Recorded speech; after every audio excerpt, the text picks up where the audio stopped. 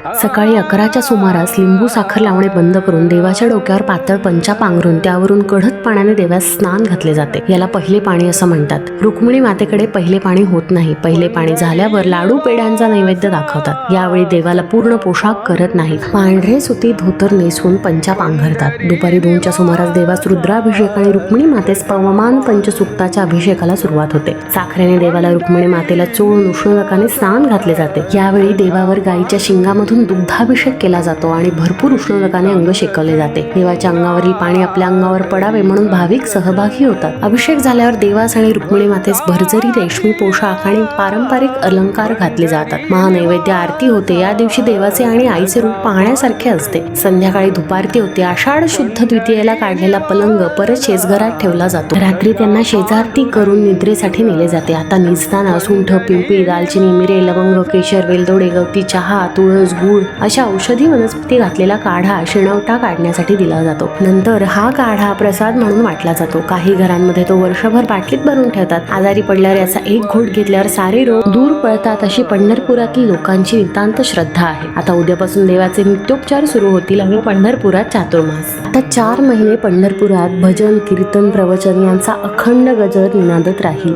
धन्यवाद.